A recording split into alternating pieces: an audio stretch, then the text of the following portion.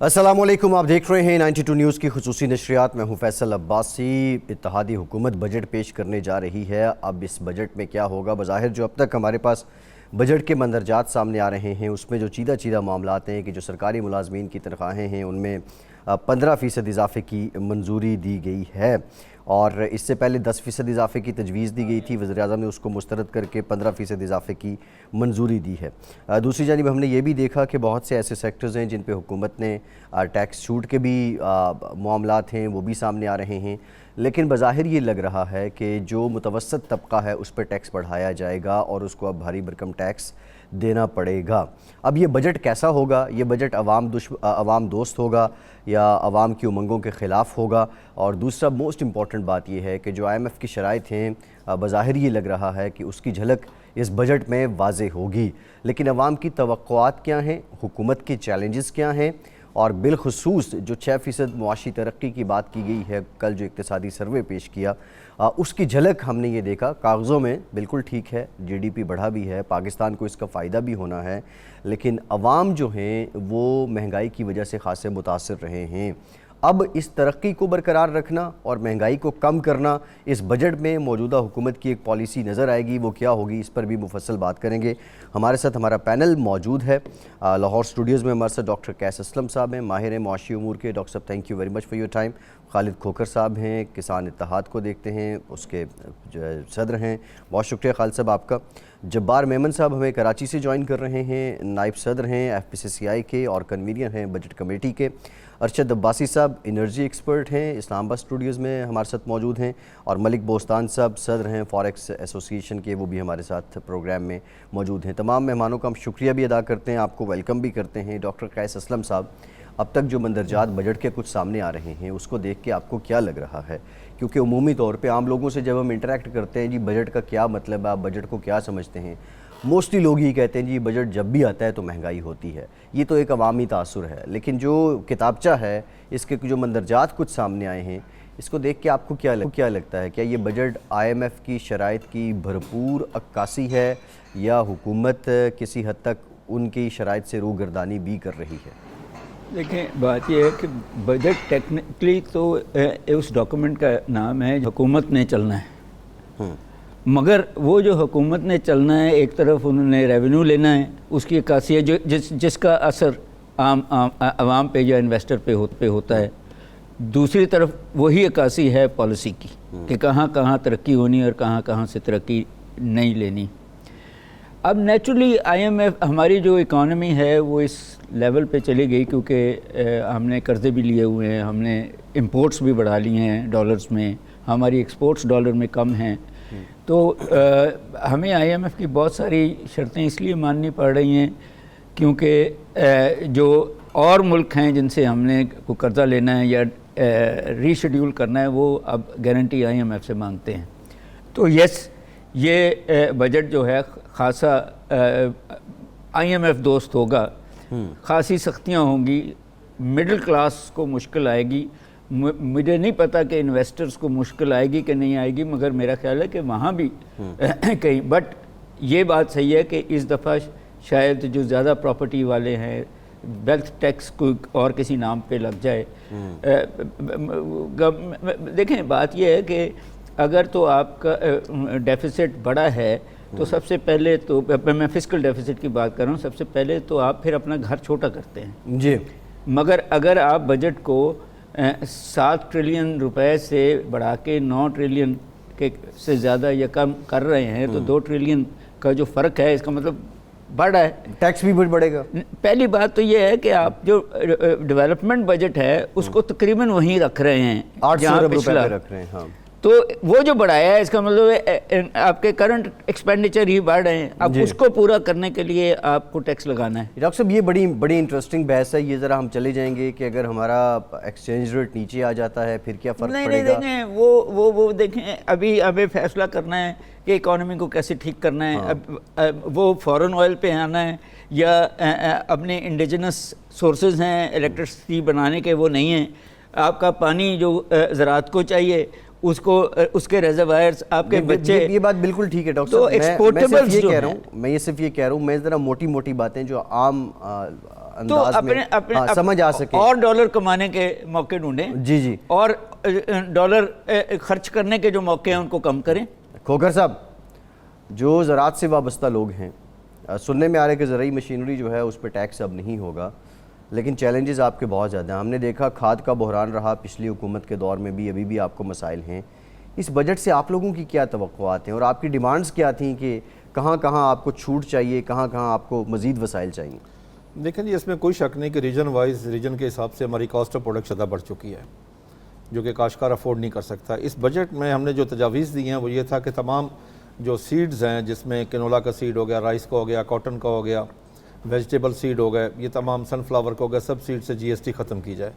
اسی طرح زرعی مشینری پہ جی ایس ٹی تھی اور زرعی آلات پہ جی ایس ٹی تھی، وہ بھی ہم نے ریکویسٹ کی ختم کی. کاٹن کے بہت ساری، کاٹن بنولا پہ، کاٹن آئل پہ، کاٹن کیک پہ، سب پہ جی ایس ٹی تھی، وہ بھی ہم نے ریکویسٹ کی کہ ختم کی جائے، جس پہ ہماری بات چیت بھی ہوئی اور ہمیں امید ہے کہ آج وہ ساری جی ایس ٹیز ویو ہو جائیں گی. دوسری ہم نے ریکویسٹ کی کہ پیسٹیسائڈ، فرٹیلائزر، ان پہ جی ایس ٹی نہ لگائی جائے جن پہ پہلے جی ایس ٹی نہیں تھی. ہم یہ بھی امید کر رہے ہیں کہ وہ بھی ایسا ہی ہوگا، کیونکہ اس وقت جو ہمارا سب سے بڑا ایشو ہے وہ فرض کی آپ کی فاسفورس کھادیں بہت زیادہ مہنگی ہو چکی ہے، پوٹاش بہت مہنگی ہو چکی ہے، جس کی وجہ سے پیداوار میں کمیاں آ رہی ہے. کاشتکار، اب گندم کی اگر ہماری پیداوار 1 ملین ٹن اگر کم آئی ہے تو اس کی وجہ صرف ایک ہی ہے کہ ہم نے فاسفیٹک کھادوں کا کم استعمال کیا ہے. دوسرا ہمارا جو سب سے بڑا ایشو اس وقت بن گیا وہ ہے پانی کا.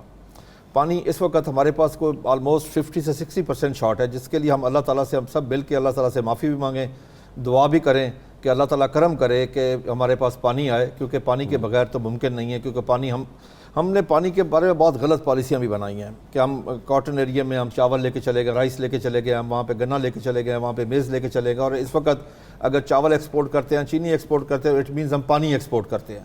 ہمیں اس بارے میں بیٹھ کے سوچنا چاہیے.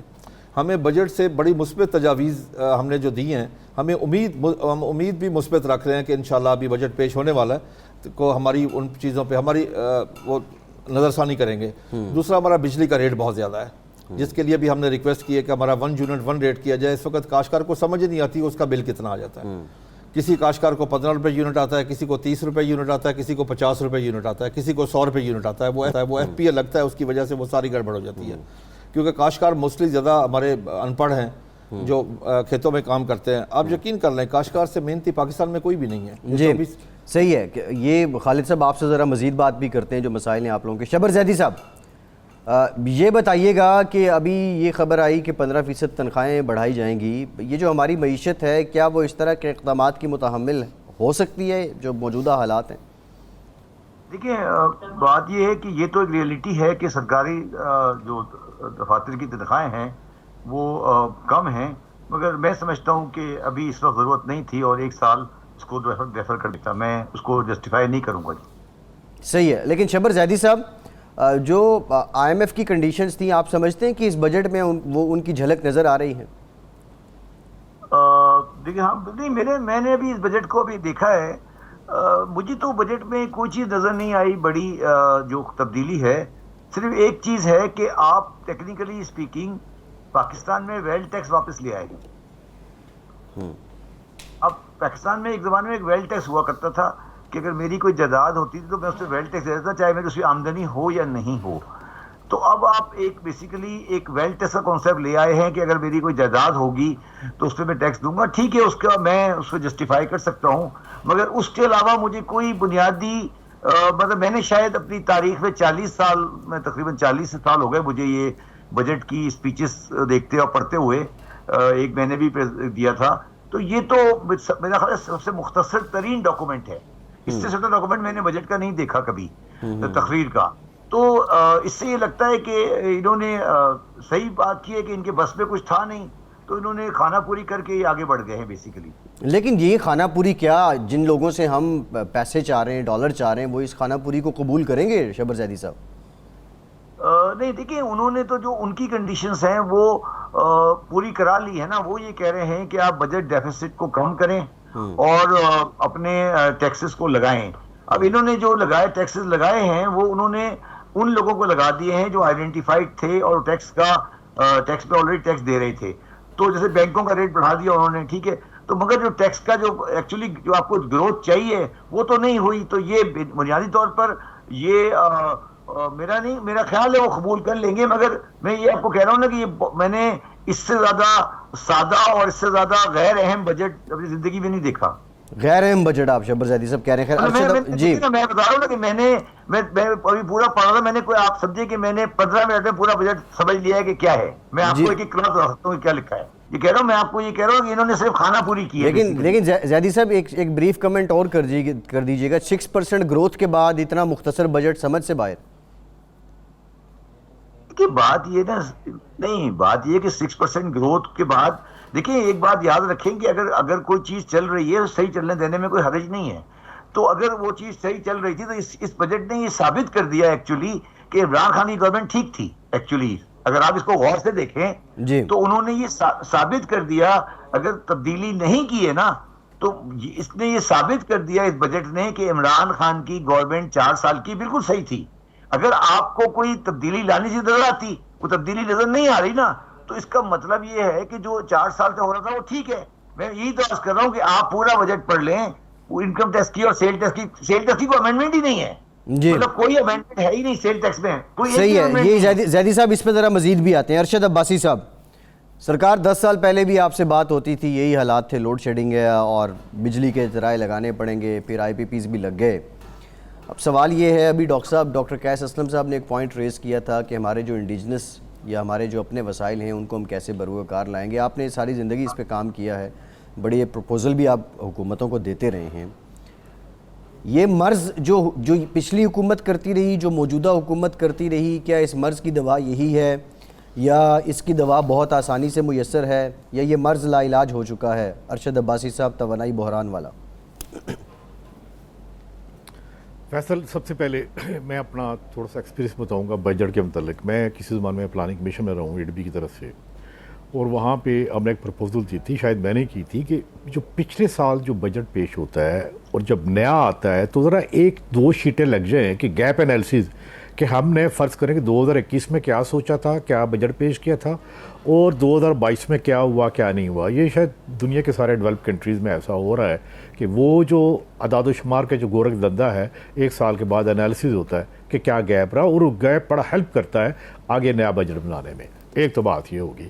دوسری بات یہ ہے کہ دیکھیں، میں وہی اپنا ایکسپیرینس پلاننگ کمیشن کا، کہ بہت سارے پروجیکٹس بجٹ میں پیپر پروجیکٹس ہوتے ہیں. وڈ یو بلیو کہ کسی زمان میں 2008 میں جب میں تھا، 2008-9-10 میں، تو CDA کی لیٹ سے CDA کی ڈیجیٹائزیشنز کا پروجیکٹ آیا، یا بہت سارے اس طرح کے آئے. 2 سال بعد پتہ گیا CDA کے، یار وہ کیا ہوا تھا جی، وہ ہم نے تو کمپیوٹر لیپ ٹاپ لے لیے تھے 62 سال. یہ ایک ایسا گیپ انالیسز ہے جس کی بیس کے اوپر کیا ہوا کہ انڈیا نے پلاننگ کمیشن کو شیلف کر دیا. میں نے آپ کے اس پروگرام میں یہ کہوں گا کہ چونکہ ایک بیسک ذمہ داری جو ڈیولپمنٹ پروجیکٹس کی وہ پلاننگ کمیشن کی ہے، یہاں پہ مانیٹرنگ اینڈ ایویلیویشنز کا ایک ونگ بھی ہے، وہاں ایک گریڈ 22 کا بندہ بیٹھا ہوتا ہے، اور کیا ہوتا ہے at the end of the day کوئی پتہ نہیں سندھ میں پروجیکٹ لگے نہیں لگے. دیکھیں آپ کتنی کہانیاں سنتے ہیں، آپ کے پروگرام میں بھی ایسا ہوتا ہے کہ بلوچستان میں کتنے لگے، پتہ لگا سارے پیپر پروجیکٹ ہیں. ایک تو بات یہ ہوگی. دوسری بات، ایک یہاں پہ کسی صاحب نے بات کی کہ سیلری گورنمنٹ سرونٹ کی نہیں بڑھنی چاہیے. میرے خیال میں ایک میری بک بھی ہے، اور ایک جو میرا اپنی پوزیشن انرجی سیکٹر میں یہ ہے کہ جینکوز کا ایک CEO جو کہ گریڈ 20 یا 21 میں ہوتا ہے، اس کی سیلری آج بھی 1,70,000 یا 80,000 ہے.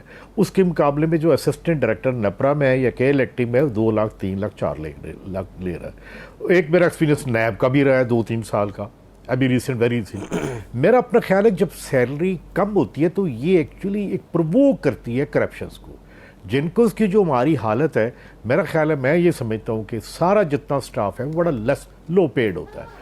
سیلریز کے متعلق ایک کمیشن بننا چاہیے کہ کس کی کتنی سیلری ہونی چاہیے. ایک تو بات میری یہ. اب آتے ہیں آپ کے کور پروجیکٹ کی طرف. بات یہ ہے کہ جی 40,000 میگا واٹ کی بھی کیپیسٹی ہے، یہ کل چیئرمین نپرا نے کہا. لیکن چیئرمین نپرا نے یہ نہیں کہا کہ ہم ٹیکس دیتے ہیں، میں اور آپ، ہمارے ہاں ایک فیس دیتی ہے ساری ڈسکو، ساری جنکو، سارے پاور پلانٹ فیس دیتے ہیں نپرا کو. نپرا کے ایکٹ پڑھیں، ان کی بھی ایک ذمہ داری بنتی ہے. ذمہ داری کیا بنتی ہے؟ Consistency in electricity supply in کی بیسک مشن میں ہے. بتائیے، دیکھیں جی، گورنمنٹ چاہے عمران خان کی ہے، نواز شریف کی ہے، زرداری صاحب کی ہے، کسی کی ہے، ہماری بیوروکریسی کہاں پہ ہے، ہماری منسٹریز کہاں پہ ہیں، ہمارے CEOs کہاں پہ ہیں، اور سب سے بڑا یہ آپ دیکھیں نپرا کی بلڈنگ جو 12 سٹوری ہے، جس کی سیلری دیکھیں، پرس دیکھیں، یہ کہاں پہ ہے؟ یہ ہمیں ایز اے منال سکوم، میرے خیال میں یہاں پہ انجینئر جبار صاحب بیٹھے ہوئے ہیں، ہم کلوزلی کام بھی کرتے رہے ہیں، ہمیں دیکھنا ہے کہ بھائی یہ جو ہمارا انسٹیٹیوشنل سب سے بڑا فیصل، بات سن لیجئے، سب سے بڑا پاکستان میں المیہ نہ آئل کا مسئلہ ہے نہ اس کا ہمارا انسٹیٹیوشنل کلیپس ہے، وہ وجہ کس طرح؟ اب آتے ہیں اس کی طرف۔ ہم نے 2018 میں جب عمران خان آئے، میں اور انجینئر جبار نے ایک بڑی اسٹڈی بنا کے دی کہ پاکستان میں آئل اور گیس کے ریزروز ہیں، آپ اس کو ایکسپلور کیجئے۔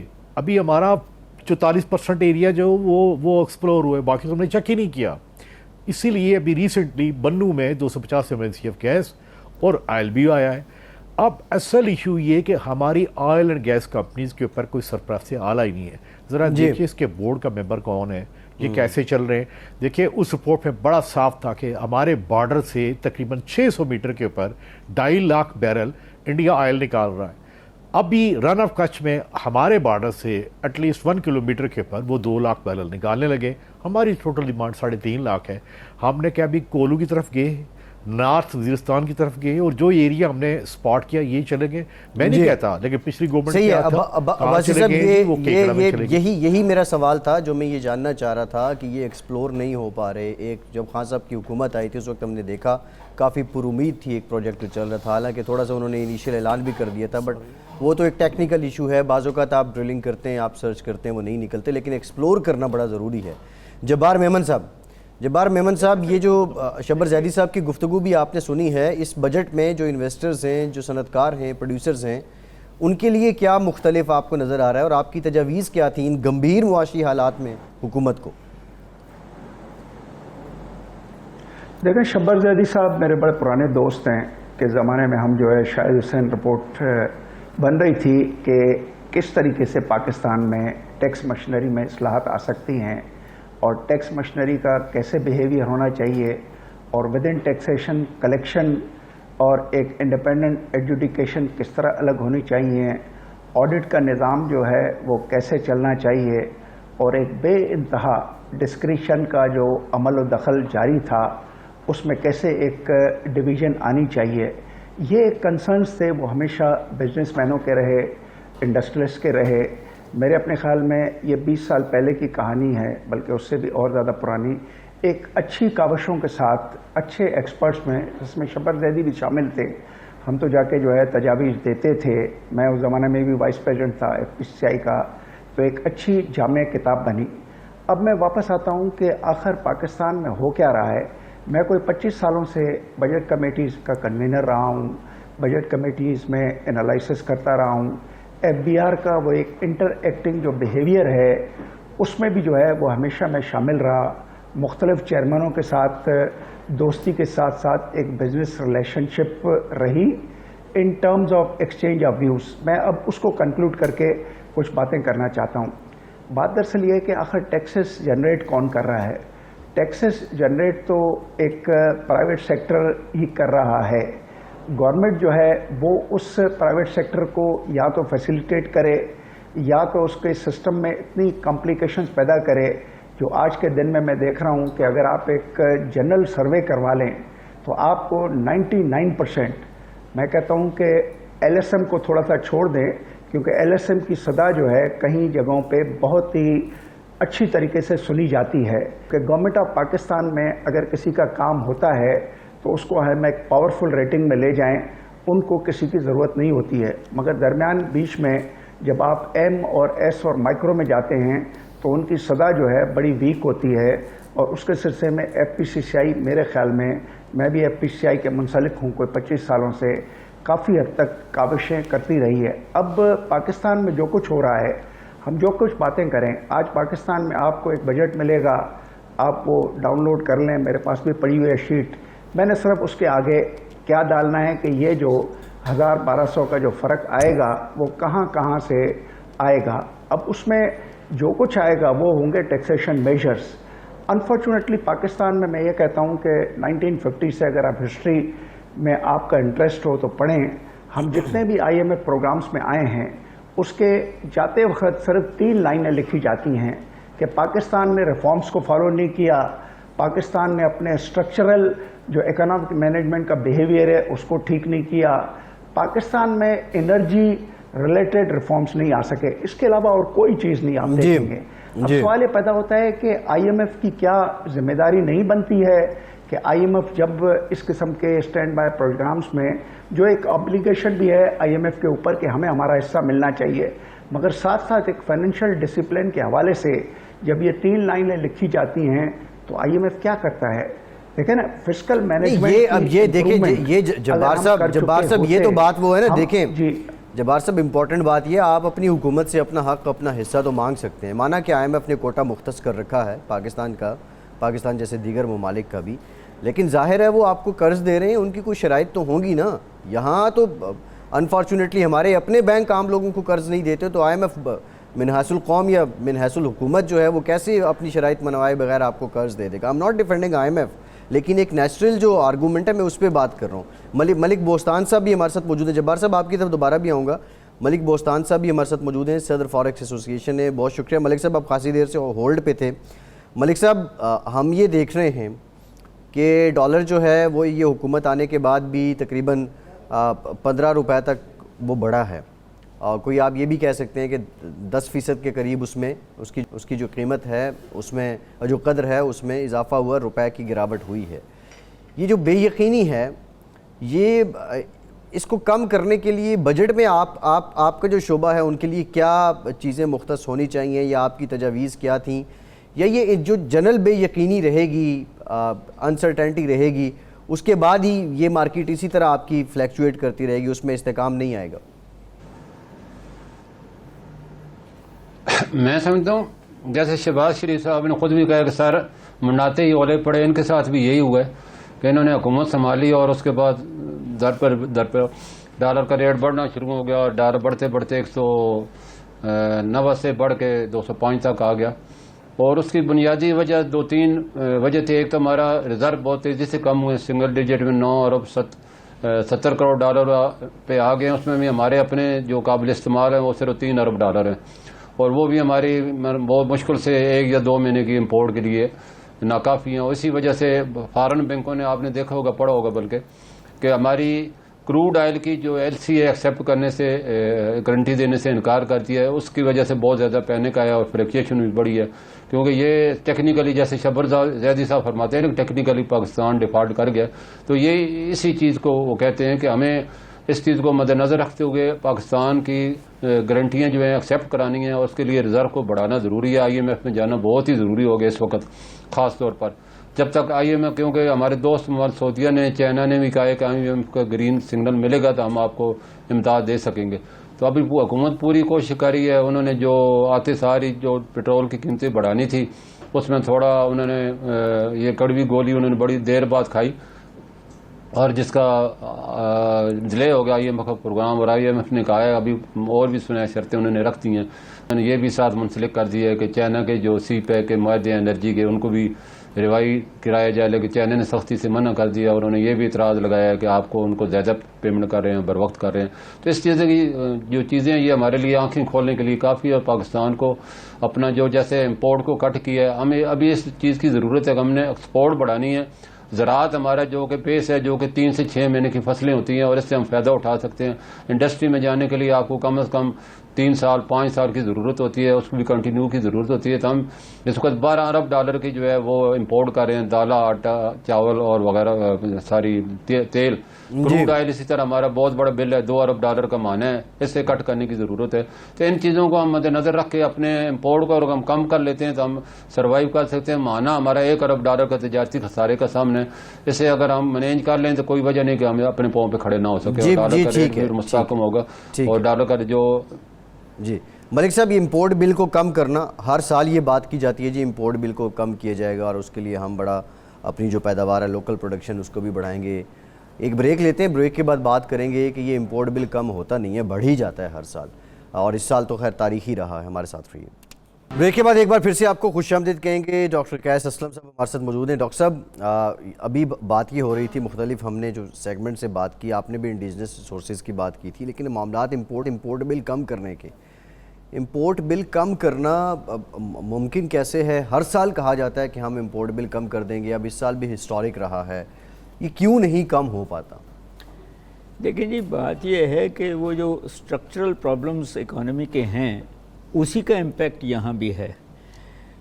یہ نہیں ہوتا کہ آپ امپورٹ صرف بند کرتے ہیں، آپ 2-3 چیزیں کرتے ہیں نا جی. پہلی بات تو یہ ہوتی ہے کہ آپ ملک میں کوالٹی کی چیزیں بنا کے ایکسپورٹس تاکہ ڈالرز آ سکیں. دوسری بات یہ ہے کہ آپ بہت ساری چیزیں، مثال کے طور پہ سب سے زیادہ تو آئل ہے جو آپ کا بل کا، یا انرجی ہے جو ہے، تو آپ کو کہیں نہ کہیں تو انڈیجنس سورسز سے بجلی یا بسیں چلانی پڑیں گی شہر میں تاکہ عزت دار لوگ جو ہیں اب کاروں پہ نہیں بسوں پہ جائیں، تو اس کا فرق پڑے گا. آپ کو اجازت دینی پڑے گی کمیونٹیز کو کہ وہ اپنی بجلی خود پیدا کر لیں. آپ کو کمپٹیشن کرنا پڑے گا. آپ حکومت کیوں خریدتی ہے بجلی اور پھر ہمیں دیتی ہے؟ یہ جو ساری کمپنیز ہیں یہ یا تو ڈائریکٹ کریں سارا کچھ، پھر ٹیکنالوجیز جو آپ نے بجلی پیدا کرنے کی رکھی ہیں وہ سیکنڈ ہینڈ بہت ساری ہیں، بہت ساری پرانی ہو گئیں. دوسرا جو بڑا بل ہے آپ کا وہ پام آئل کا ایڈیبل آئل، تو اس کے پہ بھی اگر ایک ملک ایگریکلچر ہے، اتنی لینڈ ہے، ہر قسم کا موسم ہے، تو کئی علاقے ہوں گے جہاں آپ انسینٹیوز دے کے پام آئل یا آلیو آئل یا سن فلاور آئل اور اس قسم کے آئلز بنا کے پھر آپ اتنا دودھ پیدا کرتے ہیں. تو ہم پرانے زمانے میں گھی استعمال کرتے تھے، تو یہ ساری چیزیں جو ہیں سبسٹیوٹ ہیں. مشینوں کا شاید سبسٹیوٹ ابھی نہ ہو، وہ لگانی پڑیں گی. را مٹیریل کا بھی شاید، کاٹن آپ ایکسپورٹ کرتے تھے، اب آپ امپورٹ کر رہے ہیں. اناج آپ ایکسپورٹ کرتے تھے، اب آپ امپورٹ کر رہے ہیں. چلیں لگژری پہ تو آپ نے بند کر دی کچھ حد تک، but at the same time آپ کو ریشنلائز کرنا پڑے گا. صحیح ہے ڈاکٹر صاحب، یہ جو آپ نے بات کی یہ بڑی امپورٹنٹ ہے. شبر زیدی صاحب، سر یہ جو پچھلے دنوں حکومت نے فیصلہ کیا کچھ آئٹمز کے امپورٹ بین کر دی، ہماری جب کچھ انڈسٹریلسٹ سے بات ہوئی ہے، جو کنسٹرکشن ریلیٹڈ لوگ تھے ان سے بات ہوئی، انہوں نے کہا جی ہم تو بہت سے معاملات میں جو کلائنٹ کی ڈیمانڈ ہوتی ہے وہ پوری نہیں کر سکیں گے. یہ جو امپورٹس پچھلے دنوں بین کی گئیں، یہ کتنے % شیئر ہے ہمارے امپورٹ بل کا، اور یہ بند کرنے سے ہمارا امپورٹ بل کیا کوئی 40-50% کم ہو سکتا ہے؟ کوئی بہت خاطر خواہ اس میں کمی آ سکتی ہے؟ دیکھیے کہ یہ جو آپ کا جو سارے آئٹم ملائے، میری کیلکولیشن یہ تھی کہ لیس دین $1 بلین سے بھی کم ہے یہ. تو یہ ٹھیک ہے، یہ ہونا چاہیے تھا، مگر اس کی جو ٹوٹل کوانٹم ہے میں وہ 5-6 بلین کی بات کریں، میرے حساب سے تو یہ 1 بلین سے تھوڑا کم ہی پڑتا ہے. تو یہ صحیح ہے، صحیح قدم ہے، مگر یہ جو بات کی جا رہی ہے کہ اس میں سے جو انڈسٹریل آئٹم ہے وہ نکال دینے چاہیے. مگر مجھے کوئی خاص انڈسٹریل آئٹم نظر نہیں آ رہا. مگر میں آپ کی تھوڑی دیر پہلے بات سن رہا تھا، آپ امپورٹ بل کی بات آپ لوگ اتنے غور شوق سے کر رہے تھے. آپ لوگوں کو یہ بات نظر نہیں آتی کہ پاکستان میں جو بازار شام کو کھلے ہوتے ہیں اور بجلی کا ضیاع ہو رہا ہوتا ہے، یہ کیوں نہیں آپ بات کرتے اس کی؟ یہ فیشن بن گیا. یہ زیدی صاحب کوئی مجھے فیشن ہے. یہ کہتا ہوا نظر نہیں آیا کہ بازار 6 بجے بند کر دیں اور ڈے لائٹ کی یوز کریں. آپ لوگ یا تو دکانداروں سے خوفزدہ ہیں یا بزنس مینوں کا مافیا ہے. آپ یہ کام کریں کہ صبح 6 بجے دکان کھولیں اور 6 بجے بند کریں. اس سے 3,500 میگا واٹ بجلی کا بچت ہوگی آپ کی، جس کا تقریباً ویلیو $1.5 بلین ہے. تو یہ مہم چلائیں نا آپ بھی ٹی وی چلائیں، اور یہ بزنس مین وہ کہیں کہ یہ عیاشی بند کریں، 6 بجے دکانیں بند کریں، ہوٹل بند کریں. تو اگر یہ جو ہم باتیں کر رہے ہیں کہ یہ ہو جائے گا، یوں ہو جائے گا، یہ ہو جائے گا، تو یہ ساری باتیں تو بلا وجہ کی ہے نا. جو اصلی کام کرنے والا ہے وہ آپ نہیں کرتے.